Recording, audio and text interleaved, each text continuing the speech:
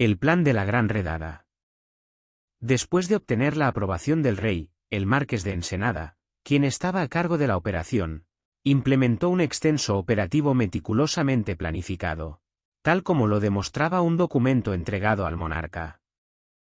Para lograr la extinción de los gitanos, se estableció la necesidad de identificar los pueblos en los que se encontraban y en qué número.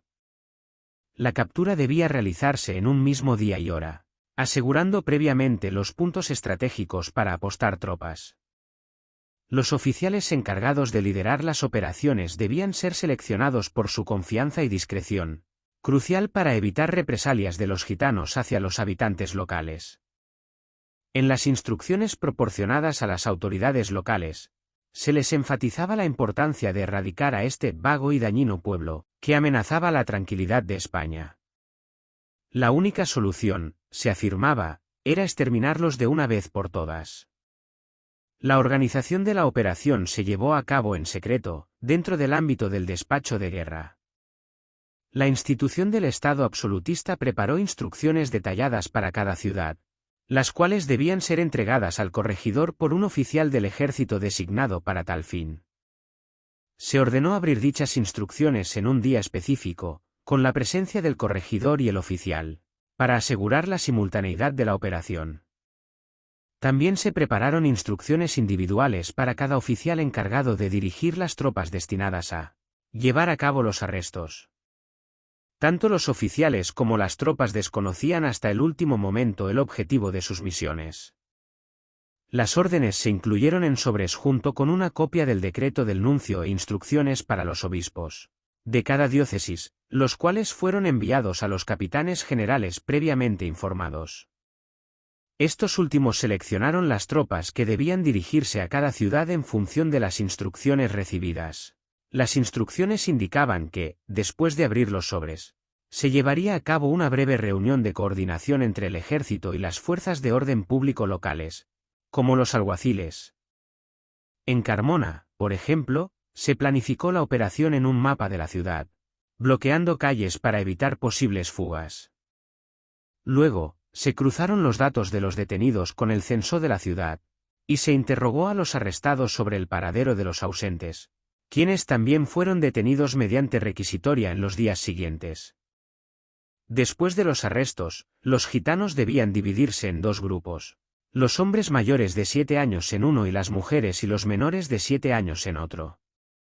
Según el plan, los primeros serían enviados a trabajos forzados en los arsenales de la Marina, que requerían una intensa reforma para modernizar la Armada española, dado que las galeras habían sido abolidas en 1748, mientras que las segundas serían ingresadas en cárceles o fábricas. Para las mujeres y los niños, se eligieron las ciudades de Málaga, Valencia y Zaragoza. Las mujeres se dedicarían al tejido, mientras que los niños trabajarían en las fábricas. Para los hombres, los arsenales seleccionados incluían los de Cartagena, Cádiz y Ferrol, y más tarde las minas de Almadén, Cádiz y Alicante, así como algunas penitenciarías en el norte de África. Para las mujeres y los niños, se eligieron las ciudades de Málaga, Valencia y Zaragoza. El traslado sería inmediato y no se detendría hasta llegar al destino. Los enfermos estarían bajo vigilancia militar mientras se recuperaban para no retrasar al grupo. La operación se financiaría con los bienes confiscados a los detenidos, que se subastarían para cubrir los gastos durante el traslado, como el alquiler de carretas y barcos. Las instrucciones, muy detalladas, establecían que, si el dinero no fuera suficiente, el propio rey asumiría los gastos. La ejecución de la Gran Redada. Notas importantes del autor. Nota 01. Realmente, la Gran Redada solo era el principio del plan. El fin último era la extinción del pueblo gitano en España. Ya que hubieron dos grandes redadas anteriores a esta, 1572 y 1639, pero el fin no era la extinción del pueblo gitano. En las instrucciones proporcionadas a las autoridades locales, se les enfatizaba la importancia de erradicar a este vago y dañino pueblo, que amenazaba la tranquilidad de España. La única solución, se afirmaba, era exterminarlos de una vez por todas. Nota 02. El historiador Manuel Martínez Martínez argumenta que, en contra de la versión tradicional que habla de una sola redada masiva en 1749, en realidad se produjeron dos operaciones de detención separadas. La primera redada el 30 de julio a las 12 de la noche y la segunda redada a mediados de agosto. Nota 03. La primera orden de prisión de la Gran Redada de 1749 se destruyó en su momento, y solo queda copia en libros de archivos locales. Manuel Martínez estima que 6.500 gitanos fueron capturados en la primera redada, y 1.500 en la segunda, son estimaciones. La primera redada se llevó a cabo sin tener en cuenta que no tenían todos los padrones, por lo que algunas provincias no sufrieron la primera gran redada, pero sí la segunda. Manuel Martínez explica que Almería no sufrió la primera gran redada, pero fueron sabedores de la primera gran redada, y los gitanos se apresuraron a vender todos sus bienes. Es de suponer que lo mismo ocurrió en el resto de provincias que no sufrieron la primera gran redada. Nota 03. Los gitanos obligados a trabajos forzados en las minas de Almadén se quedaron allí cumpliendo su pena. No enviaron a presos nuevos. Nota de Manuel Martínez. La primera orden de prisión no se imprimió para guardar mejor el secreto de la operación. Por eso solo hay ejemplares manuscritos, agregados a las órdenes de las personas encargadas de ejecutar la prisión. A la cifra de 6.500 gitanos capturados en la primera redada, y 1.500 en la segunda, habría que añadir 1 millar más de personas que no se computaron por muerte, fuga, exención por diferentes motivos y ocultaciones con otras identidades, acogimiento por cómplices no gitanos, o echarse al monte. La ejecución del plan. El 31 de julio, técnicamente el 30 de julio a las 12 de la noche, y en los días siguientes, alrededor de 9.000 gitanos y gitanas de todas las edades, la mayoría en Andalucía, fueron sacados de sus hogares o asentamientos. Esto se sumó a los aproximadamente 3.000 que ya estaban en prisión. En su mayoría, ofrecieron poca resistencia, a excepción de cuando se intentó separar a las familias, mujeres, niñas y niños menores de 7 años por un lado, y hombres y niños mayores de 7 años por otro. Los enfrentamientos más graves ocurrieron en las iglesias, donde los gitanos intentaban buscar refugio, como habían hecho en el pasado, sin saber que el Papa había revocado ese derecho. A veces, las autoridades tenían dificultades para determinar quién era considerado gitano, lo que llevó a decisiones arbitrarias como etiquetar como tal a quienes trabajaban en la herrería y cerrajería. Los bienes de los gitanos, los que pudieron encontrarse, fueron subastados para financiar la operación, pero no fue suficiente y se tuvo que recurrir a los fondos de la Real Hacienda. Se han barajado diversas cifras para calcular el efecto de la medida adoptada en 1749. De acuerdo con el análisis de los documentos hasta el 4 de octubre de ese año, se estima que fueron capturados 7.760 gitanos. A esta cifra se deben añadir las personas que fallecieron, lograron escapar o fueron liberadas antes de ser contabilizadas, así como aquellos que fueron capturados en localidades no incluidas inicialmente, sumando alrededor de 1.000 gitanos más. Por lo tanto, se estima que el total de personas afectadas por esta medida fue de aproximadamente 9.000, cifra que coincide con la que mencionó Campomanes gracias al manejo de la misma documentación. Caos posterior a los arrestos. La meticulosa organización de los arrestos contrasta con la imprevisión y el caos en el traslado y alojamiento de los deportados, principalmente en las etapas intermedias de los viajes. Los gitanos fueron reunidos en castillos y alcazabas, e incluso se vaciaron y cercaron barrios de algunas ciudades para alojarlos, como en Málaga. Una vez en su destino, las condiciones de hacinamiento resultaron ser especialmente terribles. A pesar de tan detallada planificación, la operación estuvo plagada de errores. El principal consistió en que se basaba en unos padrones inexactos e incompletos, donde el Principado de Cataluña y jurisdicciones como las de Málaga, Cádiz y Almería se habían omitido. Contrariado, el marqués de la Ensenada urgió a Francisco Díaz Santos de Bullón, obispo de Barcelona y nuevo gobernador del Consejo, a que reiterara nuevas órdenes, para ocurrir al reparo y recoger los dispersos, y de paso, determinar los destinos definitivos. Renovadas las órdenes de prisión, se insistió en que, por todos los medios y en todas partes, ningún miembro de esta etnia quedara libre, aun estando refugiado en una iglesia. Un objetivo que era difícil de conseguir, pues ya el 24 de agosto se informaba al Consejo de que muchos de los gitanos se han huido y andan dispersos, y se refugiaban en pueblos distantes a los suyos, para aparentar ser pobres mendigos, y pasar así desapercibidos. Los principales incidentes se produjeron a causa del derecho de asilo invocado por los fugitivos, lo que obligó a paralizar los arrestos en templos, y proceder conforme lo dispuesto en el despacho del nuncio. En total, quedaron afectadas por la redada alrededor 9.000 personas, de las que 7.760 se hallaban presas el 4 de octubre de 1749, en lugares improvisados, con todo tipo de carencias y padeciendo todo tipo de enfermedades.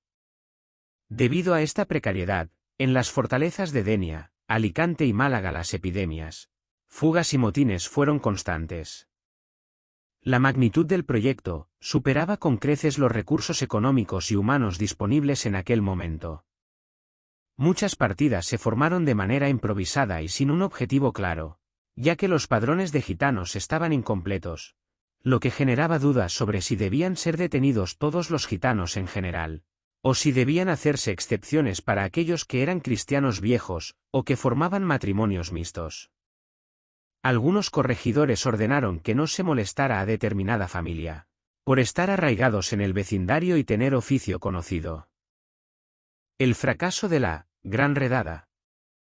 El Consejo de Castilla y la Junta de Gitanos tuvieron que hacer frente a una gran cantidad de preguntas y quejas, que llegaban desde todos los rincones de la península. A mediados de agosto, Ensenada se lamentaba de no haber logrado la prisión de todos. Además, recibía noticias de alborotos en los arsenales y de gitanos que habían huido, por lo que reiteró sus instrucciones de que se solicitara y asegurara la prisión de todos los que quedaran, con el objetivo de encarcelar a todos los avecindados y vagantes de estos reinos, sin importar sexo, estado ni edad. Asimismo, debía dar respuesta a las quejas de los gobernadores de los arsenales y de los alcaides de las casas de misericordia, que estaban completamente abarrotadas. El gobernador del Arsenal de Cartagena informó que había tenido que encadenar a los 600 gitanos que le habían enviado a las viejas galeras, ya que no había espacio para más. De manera similar, el gobernador del Arsenal de la Carraca también se vio obligado a ubicar a los 1.000 hombres que le enviaron en los almacenes, solicitando que no enviaran más gitanos, para evitar un motín que finalmente tuvo lugar el 7 de septiembre. A pesar de las quejas, continuaron las remesas de gitanos. El cónsul francés en Cádiz informó a su gobierno que la situación en la ciudad era insostenible. En Málaga, el recinto de la Alcazaba no fue suficiente para albergar a las más de 1.000 mujeres con sus hijos que fueron enviadas allí. Por lo tanto, unas 650 de ellas fueron trasladadas a la Casa de Misericordia de Zaragoza. En este lugar, las mujeres protestaron rasgando la ropa que les dieron, llegando incluso a estar desnudas, rompiendo la vajilla y el mobiliario, y burlándose de sus custodios, incluyendo al alcaide. Se produjeron numerosas fugas, muchas de ellas exitosas. Además, utilizaron la ropa rasgada para taponar los pozos negros de la casa. La Junta de Gitanos tuvo que tomar decisiones sobre cómo actuar con aquellos que se encontraban en distintas prisiones. Finalmente, se decidió mantener a los presos después de cumplir su condena. Por otro lado, las protestas de los gitanos que tenían una larga historia de residencia en el lugar, lograron que se ordenara la liberación de aquellos que contaban con documentos que los eximían de ser considerados como parte de la redada. Esta medida se extendió a las demás familias involucradas, rompiendo así con la idea inicial de detener a todos. Se abrió entonces un nuevo camino que implicaba un replanteamiento de las bases del proyecto original. Las quejas y críticas siguieron llegando a Francisco Rábago, que como confesor del rey se las trasladó al monarca, induciéndole a que declarara su intención de proceder a liberar a aquellos que no merecieran ser presos. El 7 de septiembre se llevó a cabo una junta para evaluar el estado de la operación bajo la supervisión del confesor del rey Francisco Rábago. En esa reunión, Ensenada declaró que lo principal que faltaba era darles un destino para prevenir tantos daños y extinguir, si era posible, esa generación. Atribuyó su fracaso a las justicias, a la indiscreta inteligencia y al mal concepto de los ejecutores, proponiendo una medida de perdón. Como resultado, el 27 de octubre se emitió una instrucción en la que se menciona que Su Majestad solo deseaba recoger a los gitanos perniciosos y mal inclinados desde el principio. Se ordenó liberar a los gitanos que pudieran demostrar llevar una vida buena. El certificado de buen ciudadano gitano. Para demostrar que eras un buen ciudadano necesitabas que la autoridad local lo certificara, a cambio de un estipendio, generalmente dinero. Si no tenías dinero o bienes para pagar a la autoridad, no podías conseguir el documento y debías permanecer preso. Este documento, emitido por las autoridades locales, pretendía distinguir a los gitanos honestos y trabajadores de aquellos considerados vagabundos y delincuentes.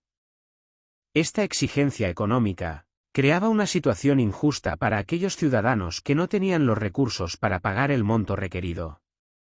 Estos individuos se veían obligados a permanecer presos, a pesar de no haber sido acusados de ningún delito o irregularidad.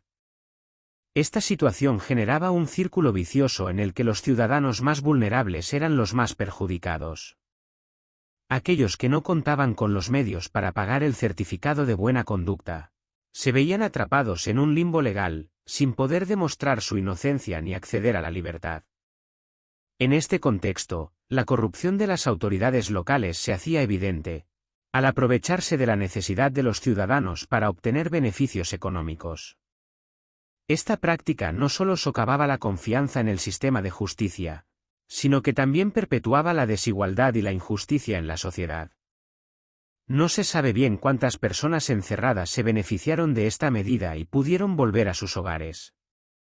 La mayor parte de las liberaciones en aplicación de las nuevas instrucciones de octubre de 1749 se produjeron en las 4 semanas siguientes, disminuyendo su ritmo hasta que en marzo tuvieron lugar las últimas. Sin embargo, el resto de los gitanos, según el capítulo 6 de la Real Orden para la Prisión de Gitanos, seguirían recluidos en los arsenales, varones mayores de 7 años considerados útiles, y en las casas de misericordia, mujeres, niñas y niños menores de 7 años, que serían luego enviados a los arsenales al cumplir esa edad. A pesar de la benigna instrucción, el marqués de la Ensenada siguió con su plan de evitar la procreación de tan malvada raza, restringiendo la salida de los hombres en edad de trabajar y recluyendo a las mujeres en establecimientos de beneficencia. De hecho, en la instrucción incluyó un nuevo caso al que se le podía aplicar la pena de muerte: al que huyere, sin más justificación, se le ahorcará irremisiblemente. La situación de las mujeres. Los varones permanecieron en los arsenales y las mujeres quedaron en los depósitos provisionales, a la espera de destino, pues Ensenada, desbordado por la improvisación, no había previsto dónde instalarlas. En el Reino de Valencia se encontró rápidamente una solución para las mujeres recluidas, quienes fueron primero enviadas al castillo de Denia y luego a las localidades del Real de Gandía, Oliva y Valencia. Estas mujeres quizás fueron las más afortunadas, ya que el duque de Caylus, capitán general de Valencia, se convirtió en su protector al impulsar un indulto total en 1754, el cual fue aprobado por Fernando VI. Mientras esperaban el perdón real, Caylus procuró hacer más llevadero el cautiverio de las mujeres a su cargo y comenzó a liberar a buena parte de ellas, lo cual provocó tensiones con Ensenada, el intendente del Reino Valenciano, el marqués de Malespina, y el arzobispo Andrés Mayoral.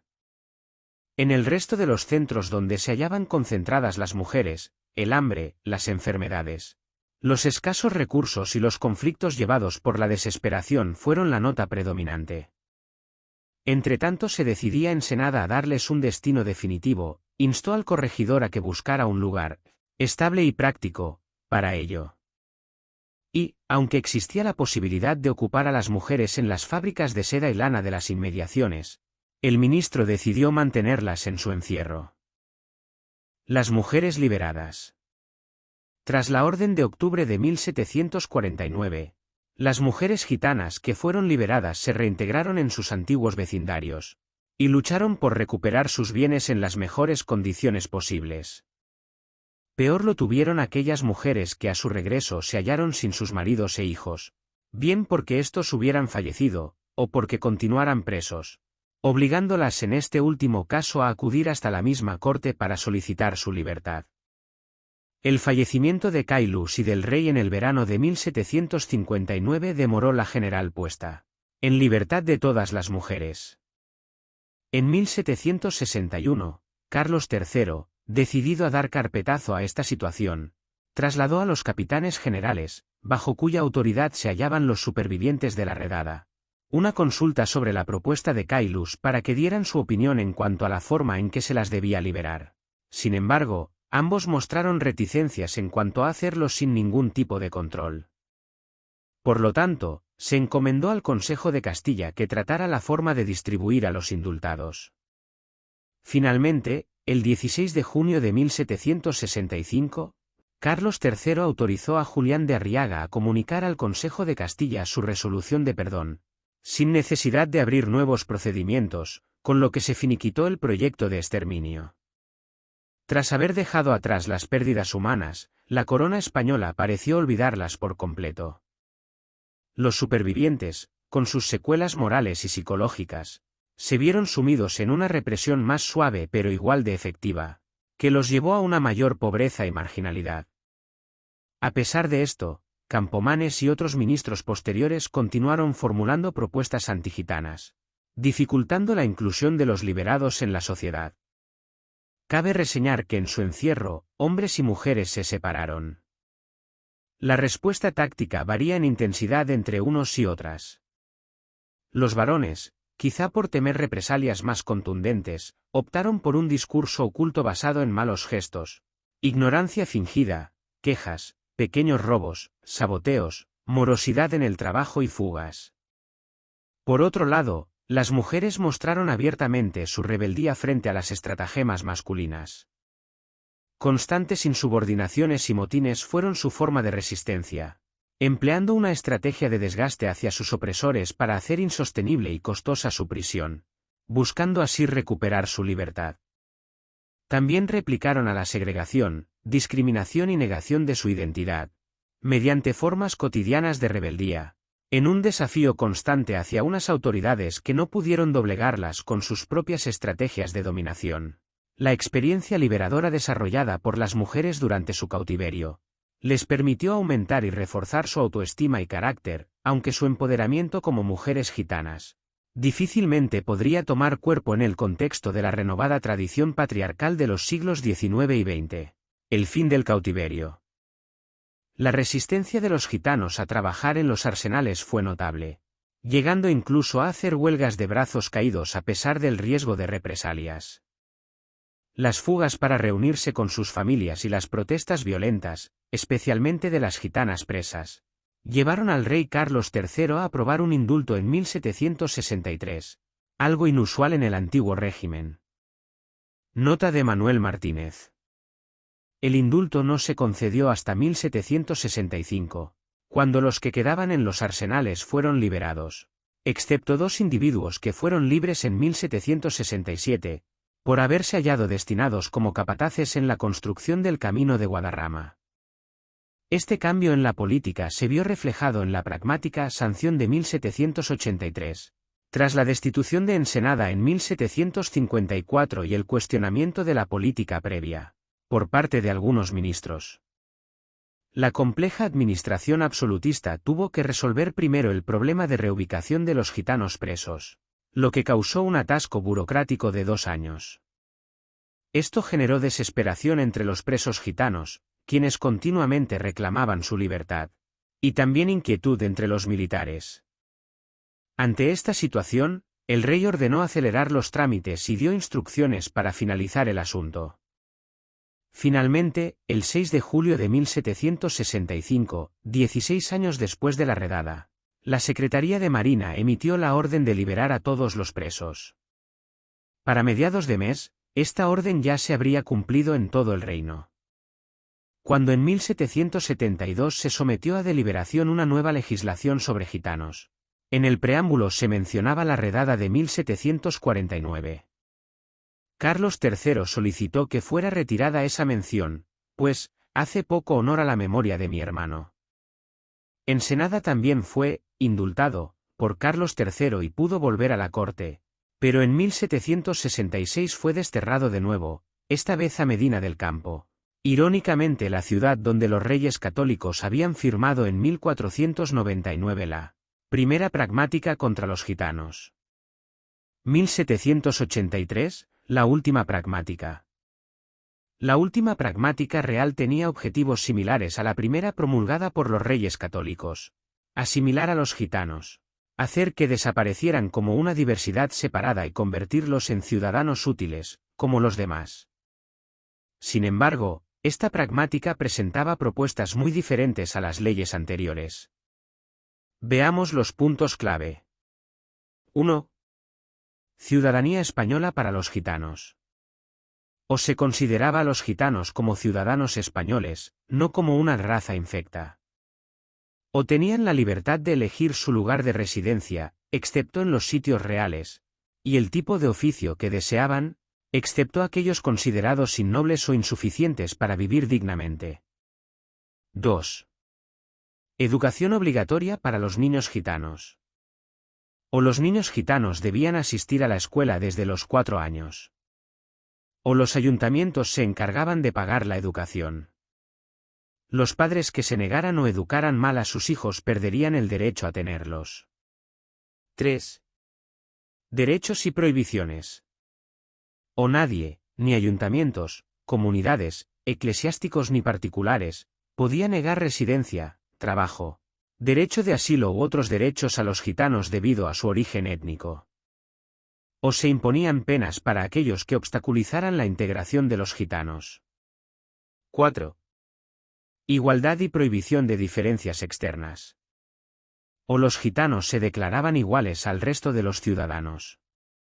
O se prohibía cualquier manifestación de sus diferencias culturales, idioma, vestimenta, costumbres. El término gitano no debía utilizarse en ningún escrito. O quienes no cumplieran con estas normas enfrentarían la pena de muerte. Esta ley fue proclamada en todas las ciudades y su contenido se exhibió en lugares donde residían gitanos. Siglo XIX. Un comienzo de siglo contradictorio.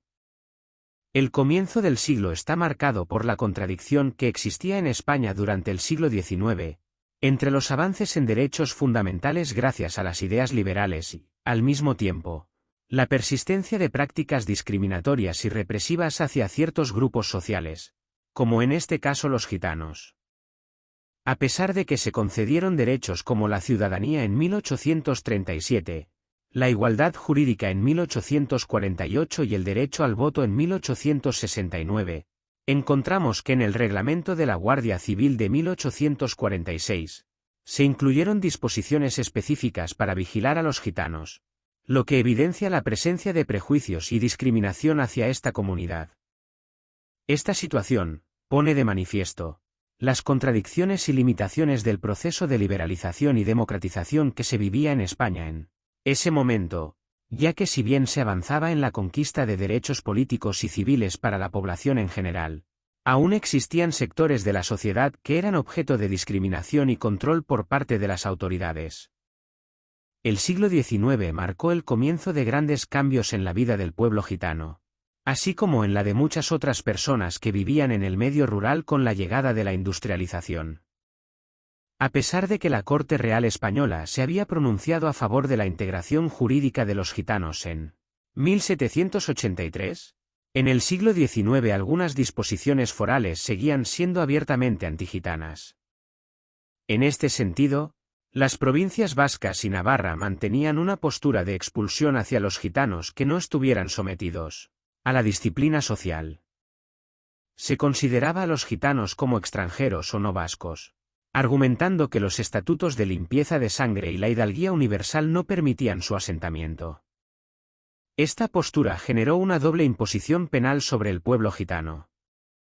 La pragmática de 1783 fue un paso adelante en la eliminación de la diferenciación legal entre los gitanos y el resto de los vasallos del rey, permitiendo la libre elección de oficio y el derecho a formar parte de gremios y cofradías.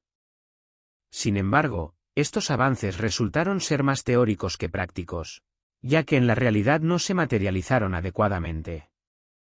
A pesar de dejar de considerar a los gitanos como una raza infecta, y haber justificado medidas represivas y de control durante siglos, esta pragmática no reconoció a los gitanos como una etnia en sí misma.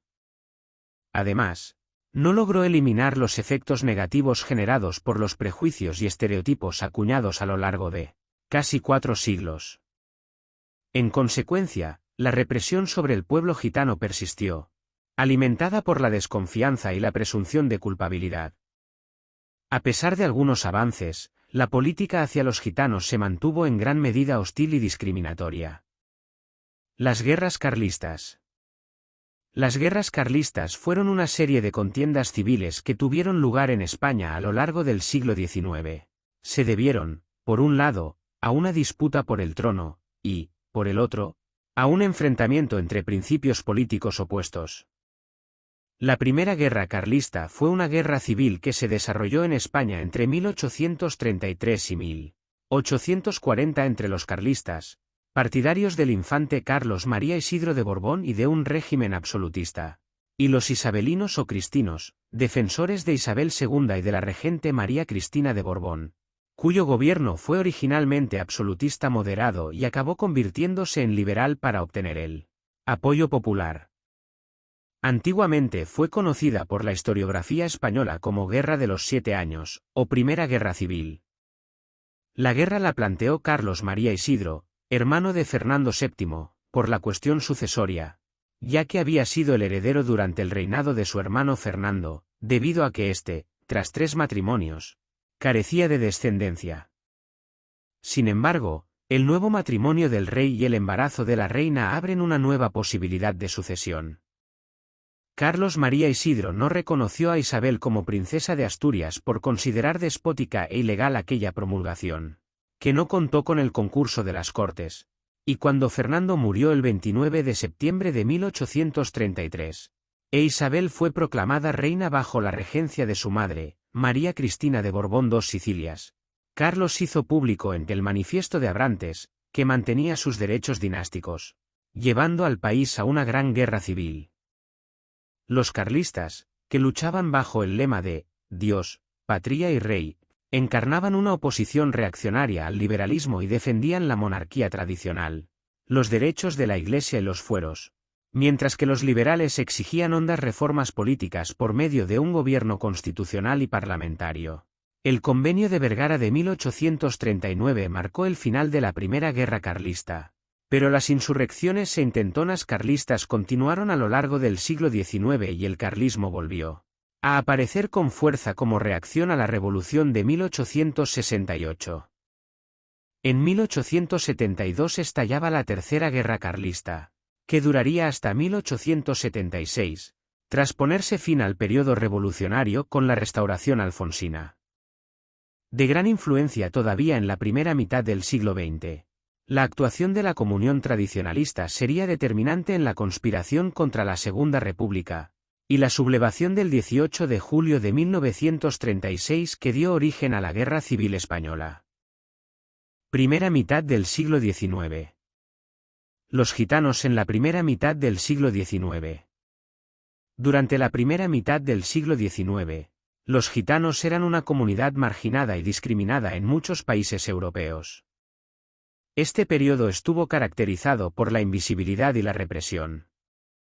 ¿Invisibilidad? Falta de reconocimiento. Los gitanos no eran considerados ciudadanos en la mayoría de los países europeos, y carecían de derechos básicos como la propiedad de la tierra, el acceso a la educación y la libertad de movimiento. Escasa documentación. Su estilo de vida nómada y la falta de registros oficiales dificultaban su inclusión en las estadísticas y censos de la época, lo que contribuía a su invisibilidad social y política.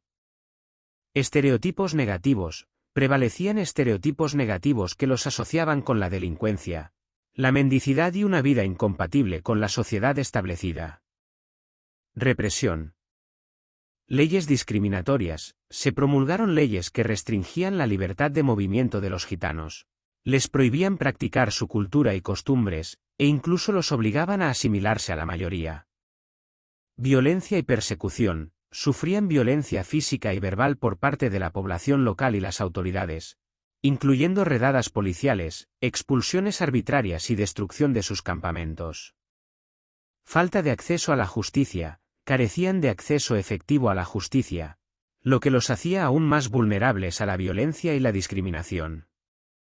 En esta época, los gitanos vivían en condiciones precarias, generalmente en campamentos o caravanas, y se ganaban la vida principalmente a través de la música, la artesanía y la venta ambulante.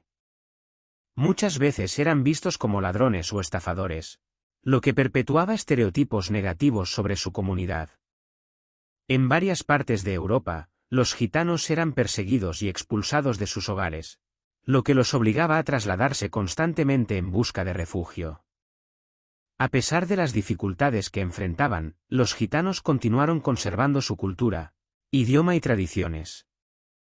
La música gitana, en particular, se hizo muy popular en Europa durante el siglo XIX, con artistas como Django Reinhardt y Manitas de Plata llevando el flamenco y el jazz gitano a nuevos públicos. Guerra de la Independencia Española. La Guerra de la Independencia Española fue un conflicto bélico que tuvo lugar entre 1808 y 1814 en el marco de las guerras napoleónicas.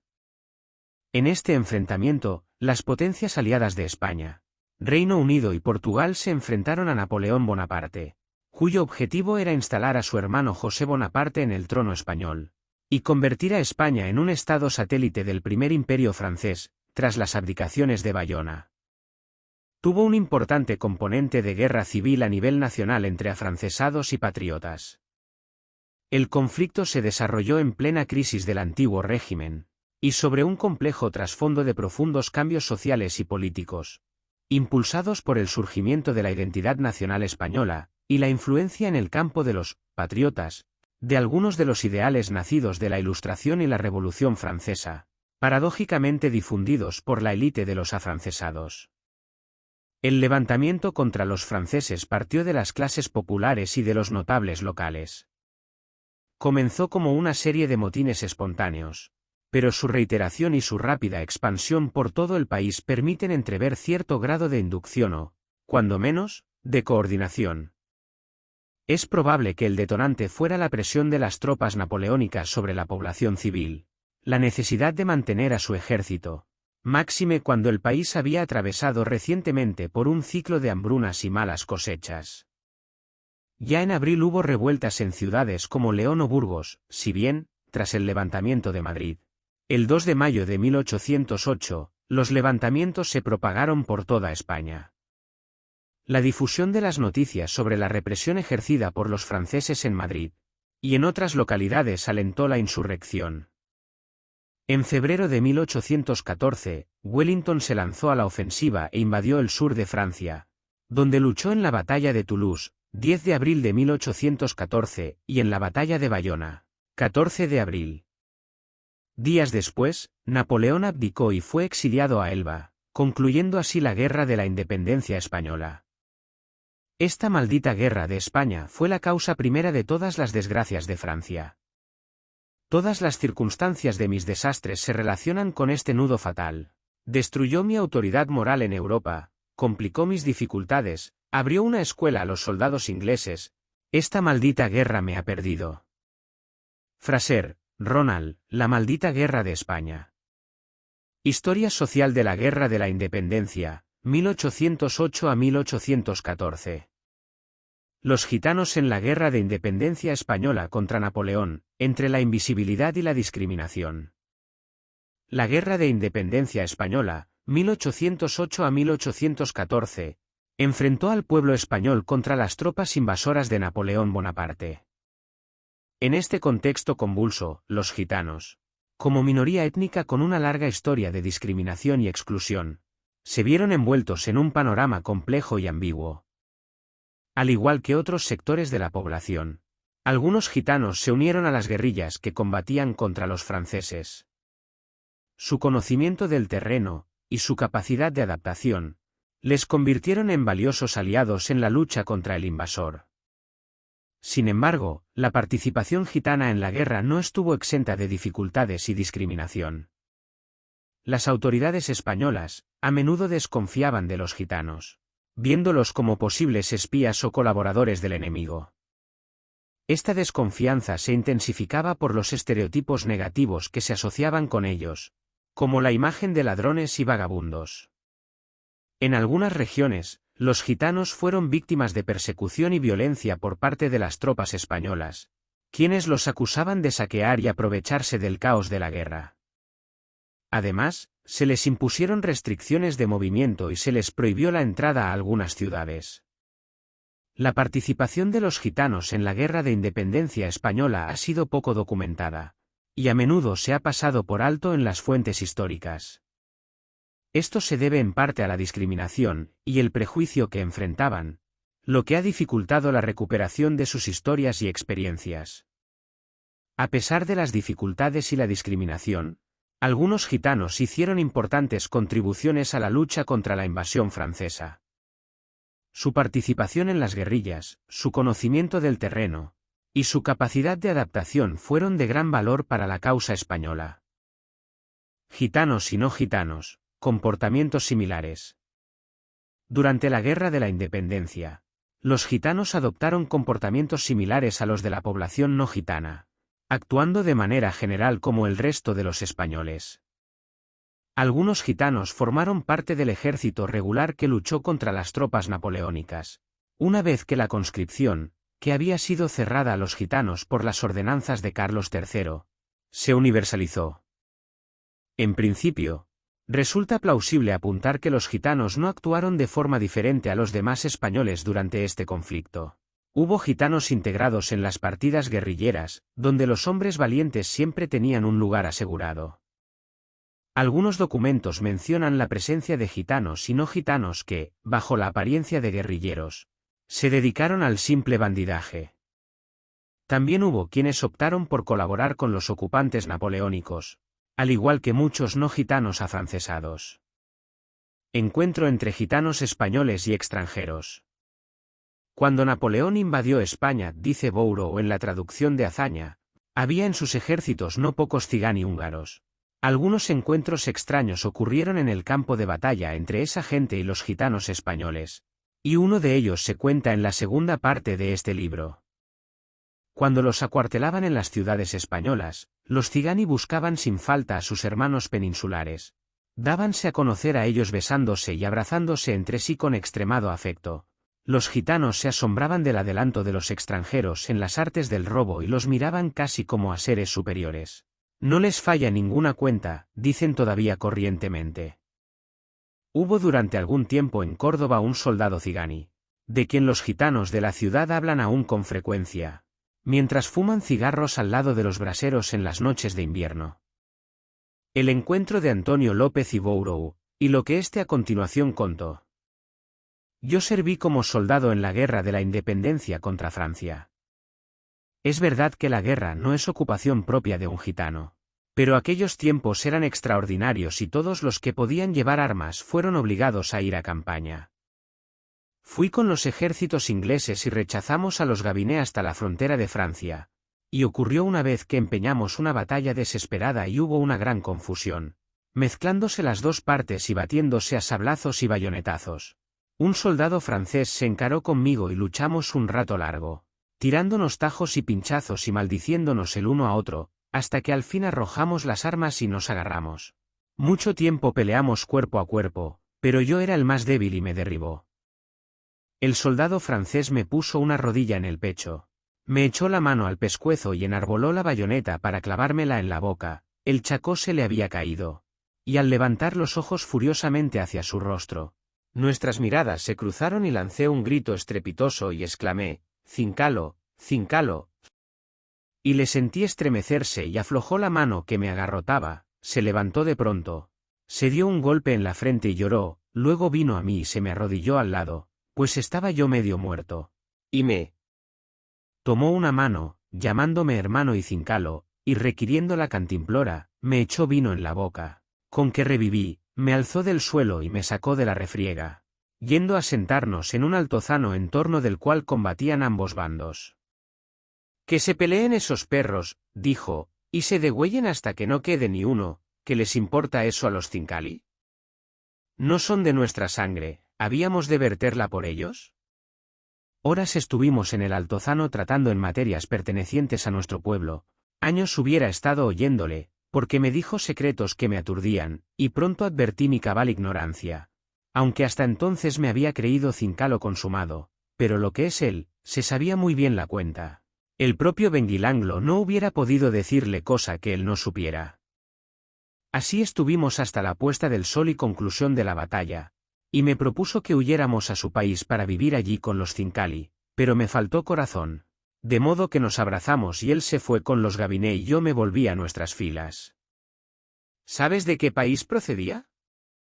Me dijo que era mayoro. ¿Quieres decir magiar o húngaro? Eso es y me ha pesado siempre no haberle seguido. ¿Por qué? Te diré, el rey ha destruido la ley de los calés y ha sembrado entre nosotros la discordia. La participación real de los gitanos en la Guerra de la Independencia es un tema que requiere una investigación rigurosa. Posiblemente, el estudio de este aspecto podría arrojar nueva luz sobre el futuro de la comunidad gitana. Los censos de población realizados en el siglo XVIII, en Cádiz, revelan que la ciudad contaba con un alto porcentaje de vecinos gitanos, muchos de los cuales trabajaban en el matadero municipal y vivían en el barrio de la Viña, conocido por su carácter castizo. Durante el asedio francés, los gitanos participaron en tertulias callejeras y reuniones tabernarias, compartiendo preocupaciones e iniciativas con personas de diferentes partes de la monarquía, incluyendo aquellos llegados del Nuevo Mundo.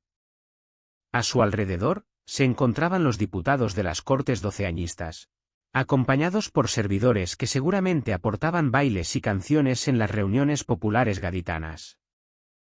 Según Ramón Solís, estudioso de aquellos días, en la sociedad gaditana de la época tenían un papel importante los comerciantes flamencos blancos, quienes se habían establecido en la ciudad desde hacía mucho tiempo. Se les distinguía de los gitanos por su tez clara.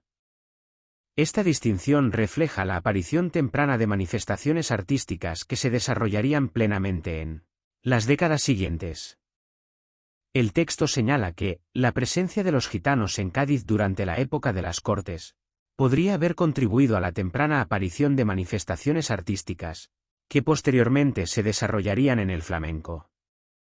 Aunque no se establece una relación causal directa, se sugiere que el intercambio cultural, y la interacción entre ambas comunidades flamencas, pudieron haber influido en el desarrollo de este género musical. De todas las hipótesis sobre su origen, la tesis más extendida es la que expone el origen diverso, desde los romances cantados castellanos hasta la música de los moriscos o la sefardí. El mestizaje cultural que por entonces se dio en Andalucía, oriundos, musulmanes, castellanos, propició su creación. De hecho, ya existía en la región de Andalucía su germen mucho antes de que los gitanos llegaran, teniendo también en cuenta que había gitanos en otras regiones de España y de Europa, pero el flamenco fue únicamente cultivado por los que se encontraban en Andalucía. 1812 Los gitanos son considerados españoles. Los gitanos vivieron la Guerra de la Independencia y la carlista desde la neutralidad. En su mayoría, consideraron el conflicto como algo ajeno, posiblemente porque no creían que su situación mejoraría independientemente de quien estuviera en el poder. La Constitución de 1812 representó un avance en cuanto a la obtención de la ciudadanía española. Durante las sesiones constituyentes de las Cortes de Cádiz, este tema estuvo vinculado con los derechos de los indígenas y otros grupos marginados en América, estableciéndose el requisito de avecindados como condición para obtener la plena ciudadanía. Esto se debió a la percepción de que en ese momento, los gitanos seguían siendo vistos como un pueblo nómada sin residencia fija. Esta condición se basaba en un prejuicio arraigado desde tiempos anteriores. Constitución Española de 1812. La Constitución Política de la Monarquía Española, más conocida como Constitución Española de 1812 o Constitución de Cádiz, popularmente, la Pepa, fue promulgada por las Cortes Generales Españolas, integradas por diputados de América, Asia, África y Península, reunidas extraordinariamente en Cádiz el 19 de marzo de 1812. Se le ha otorgado una gran importancia histórica por tratarse de la primera constitución promulgada en España, además de ser una de las más liberales de su tiempo. Oficialmente estuvo en vigor solo 2 años, desde su promulgación hasta su derogación en Valencia el 4 de mayo de 1814, tras el regreso a España de Fernando VII. Sin embargo, apenas si entró en vigor de facto, puesto que en su periodo de gestación buena parte de España se encontraba en manos del gobierno afrancesado de José I Bonaparte, otra en mano de juntas interinas más preocupadas en organizar su oposición a José I y el resto de los territorios de la corona española, los virreinatos, se hallaban en un estado de confusión y vacío de poder causado por la Guerra de Independencia. Posteriormente se volvió a aplicar desde el 8 de marzo de 1820, cuando en Madrid, Fernando VII es obligado a jurar la Constitución Española de 1812, estando vigente durante el trienio liberal, 1820 a 1823, así como durante un breve periodo en 1836 a 1837, bajo el gobierno progresista que preparaba la Constitución de 1837. La Constitución establecía la soberanía en la nación, ya no en el rey, la monarquía constitucional, la separación de poderes, la limitación de los poderes del rey, el sufragio universal masculino indirecto, la libertad de imprenta, la libertad de industria, el derecho de propiedad o la fundamental abolición de los señoríos, entre otras cuestiones, por lo que no incorporó una tabla de derechos y libertades, pero sí recogió algunos derechos dispersos en su articulado. Además, confirmaba la nacionalidad española para todos los nacidos en cualquier territorio de la corona española, prácticamente fundando un solo país junto a las provincias americanas, africanas y asiáticas. Por otra parte, el texto consagraba a España como Estado confesional católico, prohibiendo expresamente en su artículo 12º cualquier otra confesión, y el rey lo seguía siendo, por la gracia de Dios y la Constitución. Fernando VII. Al subir al trono, Fernando VII mostró su interés en mantener las leyes discriminatorias contra los gitanos establecidas por sus predecesores. En agosto de 1814, emitió un recordatorio de la pragmática de 1783, que hacía referencia a varios artículos que regulaban la persecución y castigo de los malhechores, equiparando una vez más a los gitanos con delincuentes. Esta disposición se enmarcaba en un decreto más amplio, que instruía la persecución y castigo de criminales, en línea con la visión negativa hacia la comunidad gitana que se mantenía desde el siglo XVI. La reactivación de la opresión impulsó el celo de los alcaldes que añoraban las políticas borbónicas.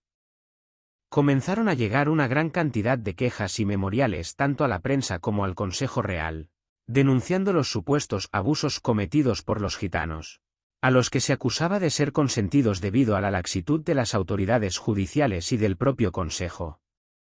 Aunque no hubo redadas específicas contra los gitanos, muchos de ellos fueron objetivo principal de las levas dirigidas contra los vagos. A partir de 1783, se dejó de perseguir al gitano por ser gitano, enfocando la persecución en aquellos gitanos que contravenían las pragmáticas, siendo considerados como vagos. Como resultado, continuaron las persecuciones y arbitrariedades hacia este colectivo.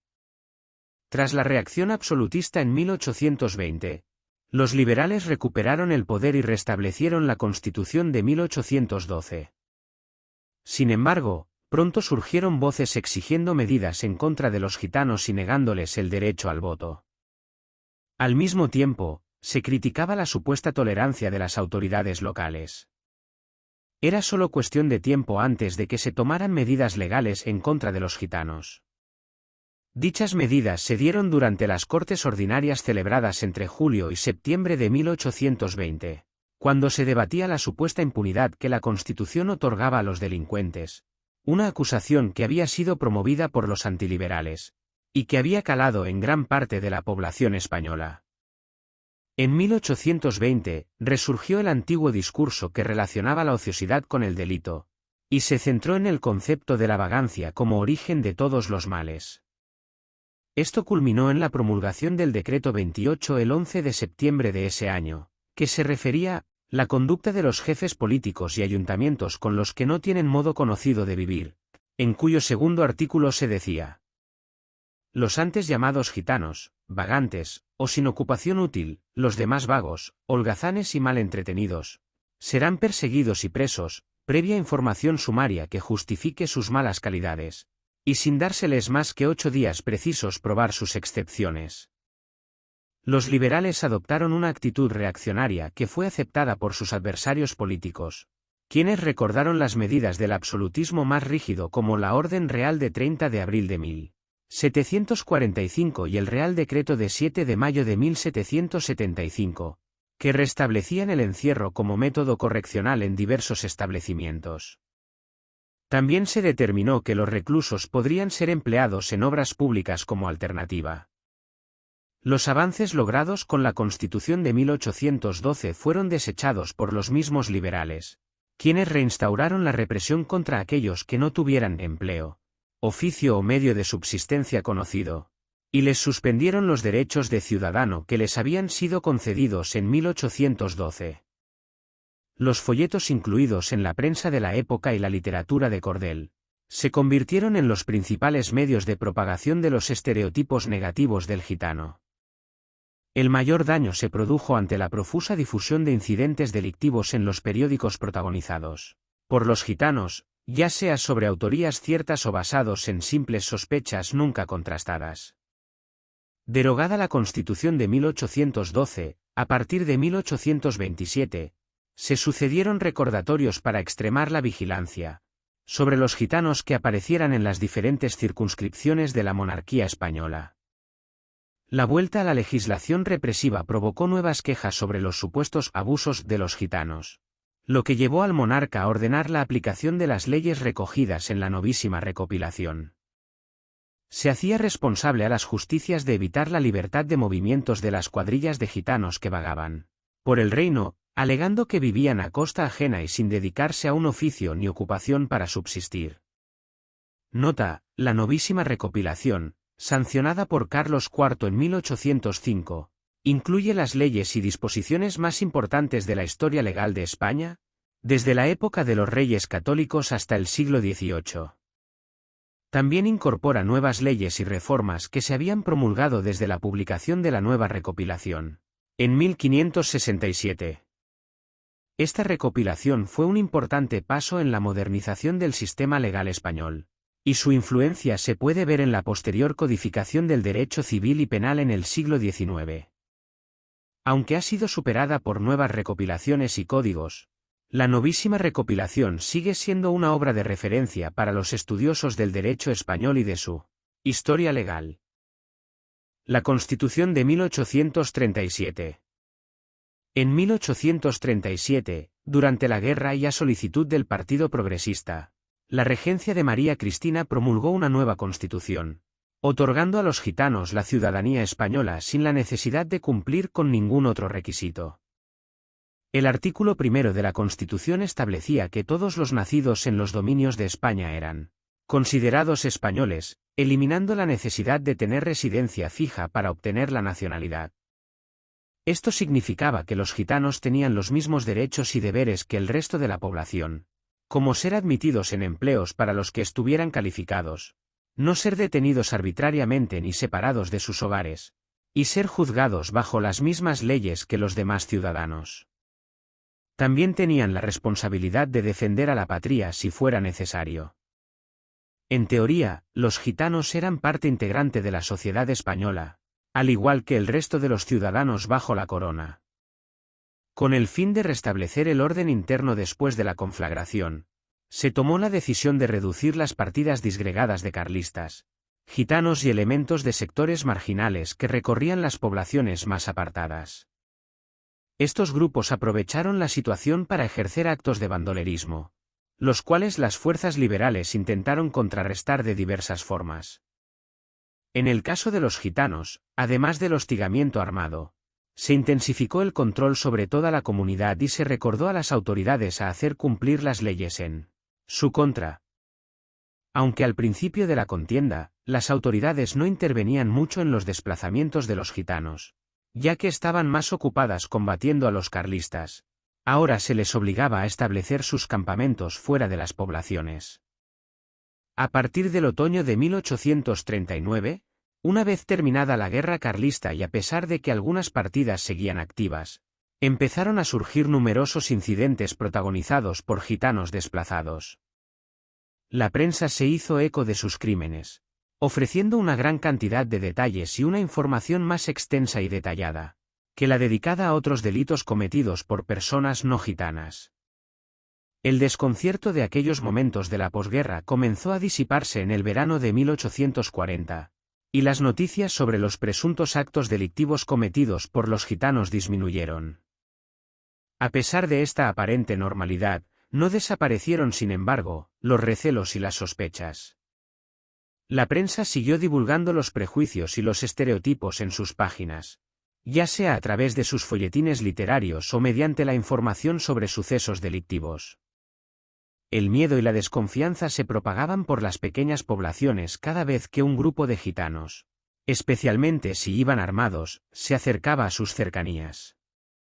Las noticias alarmantes alimentaban este sentimiento, haciendo que la gente se sintiera aterrada. En este contexto, se dará a conocer el que es el último registro de la aplicación de una antigua medida punitiva contra los gitanos: el corte de orejas. A pesar de que el año 1843 marcó el fin de la legislación antigitana, la sospecha hacia los gitanos como delincuentes continuó persistiendo. A partir de esa fecha, se implementaron medidas represivas a nivel local, y la Guardia Civil se encargó de vigilar especialmente a esta comunidad desde su creación en 1844. En una sociedad que avanzaba hacia la industrialización, los gitanos se encontraban sumidos en la pobreza y constantemente reprimidos. Continuaron realizando las actividades tradicionales de sus antepasados para sobrevivir. Sin embargo, no experimentaron progreso alguno y se quedaron rezagados en relación con los avances sociales, culturales y económicos del siglo XIX. Solo en Barcelona se observaron signos de una leve proletarización entre la población gitana, aunque su importancia política y económica era mínima. A pesar de ello, tuvieron un gran protagonismo en los eventos ocurridos entre 1842 y 1843 en esa ciudad, durante un movimiento revolucionario conocido como la Jamancia. Los jamancios, antecesores directos de los obreros que lideraron la huelga revolucionaria de 1909, y el estallido libertario de 1936, mezclaban en su ideario reivindicaciones laborales con propuestas protofederales. Su apelativo se originaba en el término jamar, comer, mientras que el nombre jamancia hacía referencia a la asignación de 5 reales por manutención que se otorgaba a los voluntarios alistados en la Revolución. El aumento poblacional y el trasvase del campo a la ciudad convirtieron a Madrid y Sevilla en otros 2 puntos clave para la población gitana en España. Sin embargo, en estas ciudades las condiciones de vida eran extremadamente precarias, lo que generaba tensiones internas dentro de la comunidad gitana. Los incidentes resultantes fueron explotados por la prensa, reforzando la imagen del gitano como un individuo conflictivo y violento. La Jamancia, primera revolución gitana. Nota de Manuel Martínez. La Jamancia de Barcelona no se puede catalogar como la primera revolución gitana, pues su participación se redujo a su incorporación en los batallones, para cobrar un pequeño sueldo que les apaciguara el hambre. Si bien, a la revolución le dieron su toque particular a través de las canciones, adornos y la ocurrencia de comerse al enemigo. Después de la devastación causada por la Primera Guerra Carlista y el gobierno autoritario del general Espartero, en 1841, que tuvo repercusiones negativas para la comunidad gitana en España, las autoridades locales recibieron instrucciones nuevamente de perseguir a vagabundos, mendigos y gitanos a través de los boletines oficiales de provincias. Esto exacerbó aún más la situación de hambre y miseria que ya afectaba a la población. Nota: Espartero alcanzó la regencia mientras María Cristina marchaba al exilio en Francia. No obstante, el Partido Progresista se encontraba dividido respecto a cómo ocupar el espacio dejado por la madre de Isabel II. Finalmente, Espartero fue elegido el 8 de marzo de 1841 regente único del reino.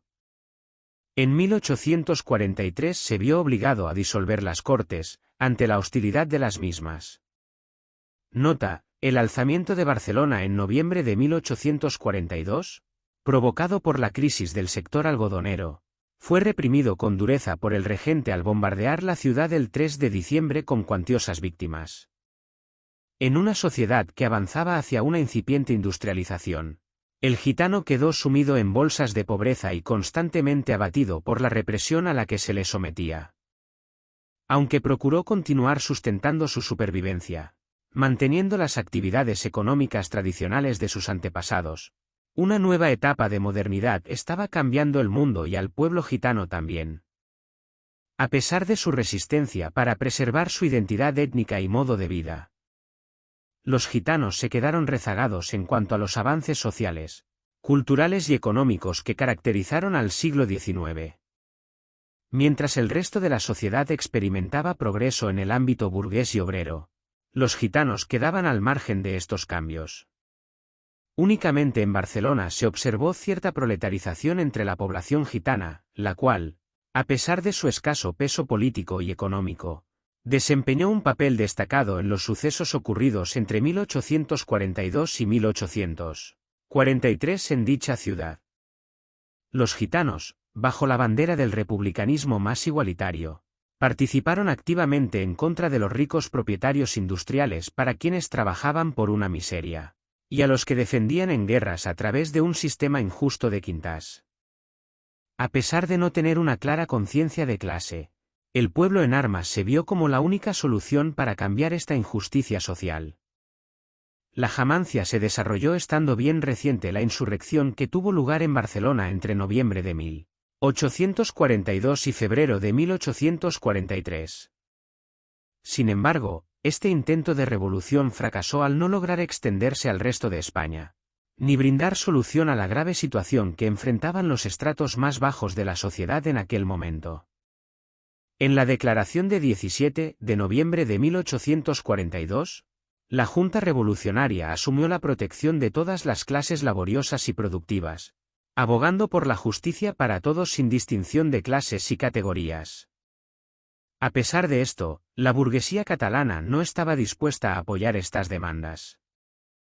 Del fracaso de esta revolución, las clases populares aprendieron a no confiar en la burguesía, por lo que la rebelión barcelonesa de la Jamancia prolongó los enfrentamientos de clase producidos en los últimos días de su antecesora, el alzamiento de Barcelona en noviembre de 1842.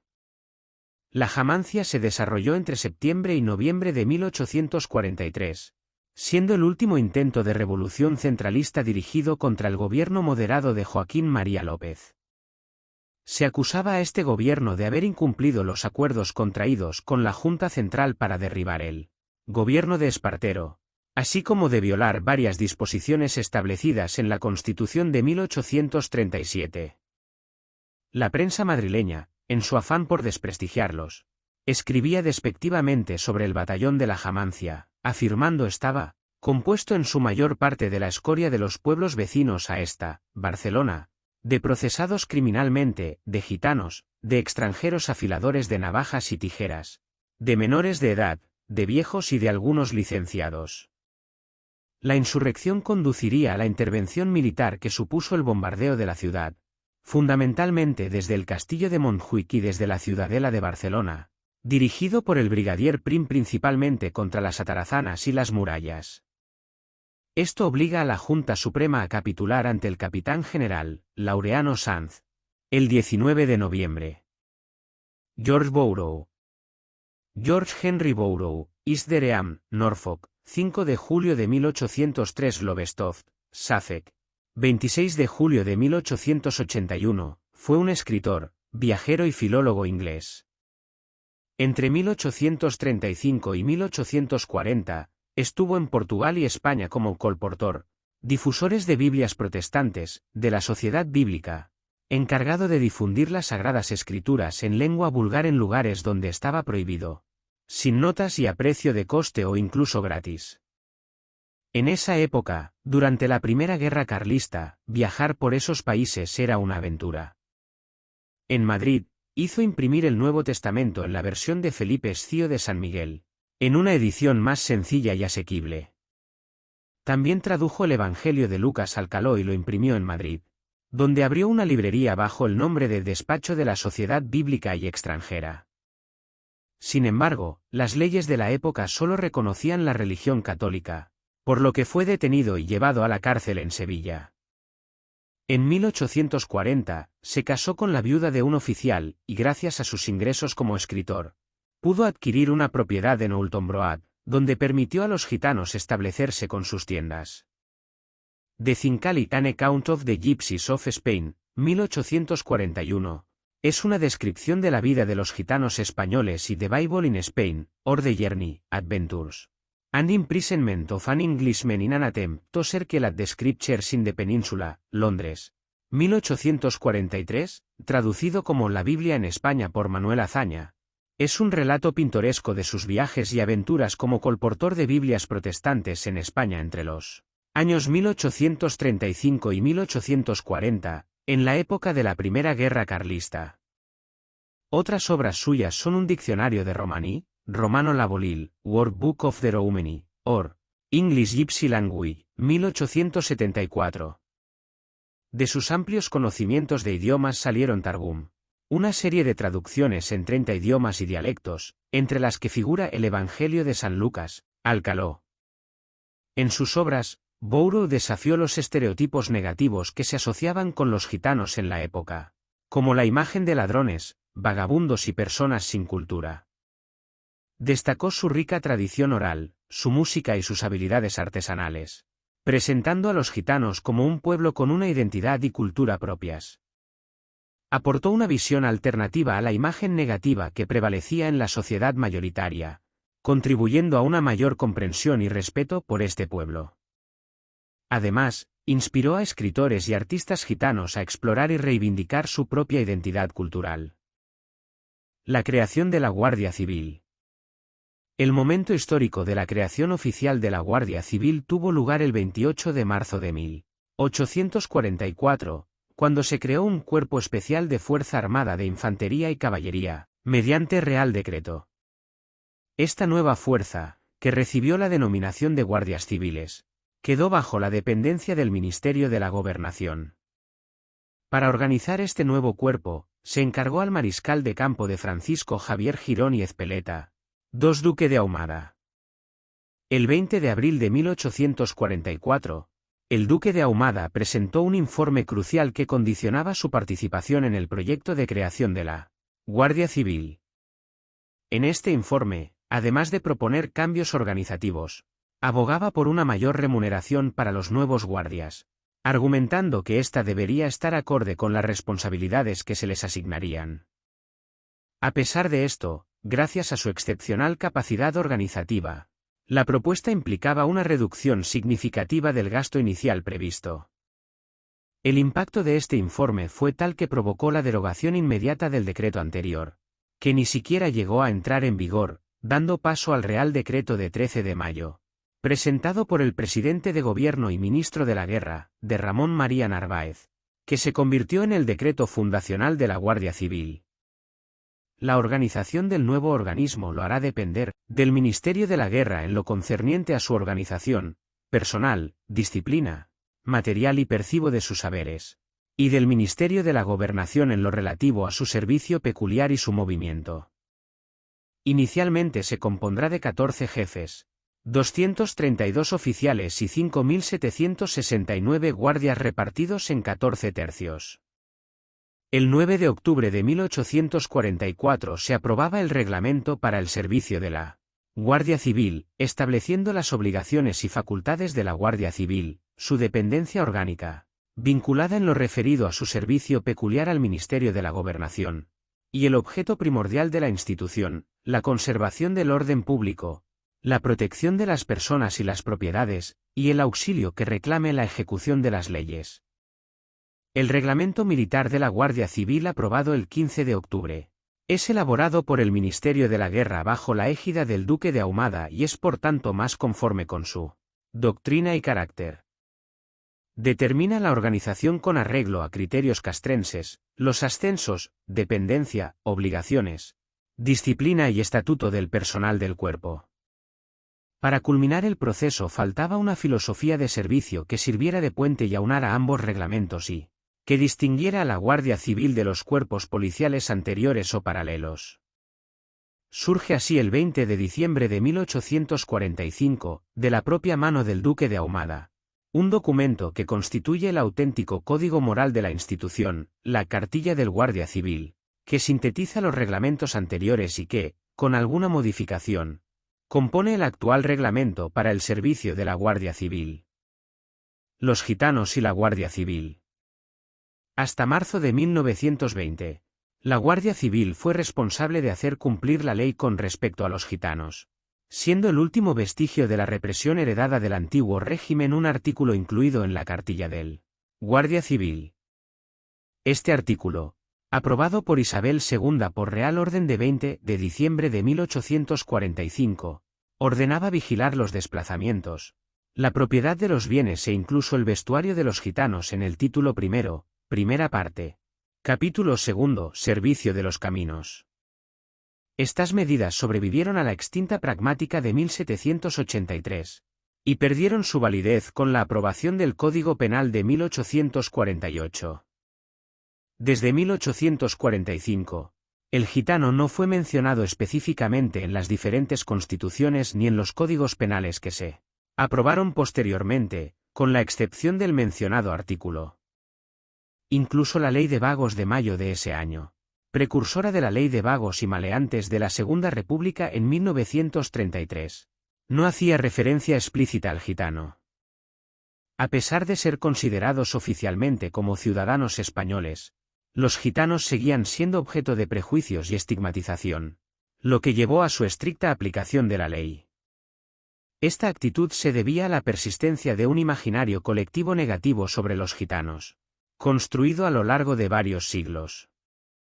La Real Orden de 22 de agosto de 1847 amplió el control sobre la compra y venta de ganado mular y caballar, autorizando a los comisarios de vigilancia y a los alcaldes para supervisar estas transacciones. Se incluyó una comunicación dirigida al inspector de la Guardia Civil, en la que se establecía la obligación para los gitanos de llevar un documento adicional junto con su pasaporte, que detallara el número y características de las caballerías que poseían. Este documento debía ser autorizado por los comisarios de Protección y Seguridad Pública, o en su defecto, por los celadores del mismo ramo, o por los alcaldes de los pueblos. Además, debían llevar otro documento en el que se registraran los cambios, compras y ventas de las caballerías. Se advertía que en caso de no cumplir con estos requisitos, las caballerías encontradas podrían ser decomisadas y quedaban a disposición de las autoridades para investigar su origen. Esta sería la última disposición legal que mencionaba expresamente a los gitanos, y en la que la presunción de culpabilidad persistía, sin tener en cuenta que muchos gitanos vivían de su trabajo y estaban asentados. A pesar de ello, se les seguía considerando una comunidad sin arraigo de ninguna especie ni amor al trabajo. La circular del Ministerio de la Gobernación de marzo de 1848 incluyó algunas de estas medidas en el Código Penal de ese año, específicamente en el título B dedicado a la represión de vagos y mendigos. Las penas incluían arresto mayor, prisión correccional y sujeción a la vigilancia de la autoridad. De esta manera, los gitanos quedaron equiparados a las figuras penales de ladrones y vagos, sin necesidad de mencionarlos explícitamente en el código. No es sorprendente que en julio de 1849, Isabel II aprobara medidas, enérgicas y convenientes, propuestas por el gobernador civil de Jaén, para prevenir los robos de caballerías que ocurrían en esa provincia. Además, el gobernador murciano no dudó en afirmar que la mayoría de estos robos se llevan a cabo por los denominados castellanos nuevos o gitanos, para lo que dispuso varios puntos a cumplir, refiriéndose el octavo, a que Todo gitano que se encuentre viajando sin pasaporte será arrestado y conducido a mi disposición por tránsitos de justicia. De la misma manera, será tratado al que se le encuentre con pasaporte que no esté expedido a su nombre, el cual será entregado además al tribunal competente. Otro tanto se hará con los individuos que sin ser gitano, los acompañen.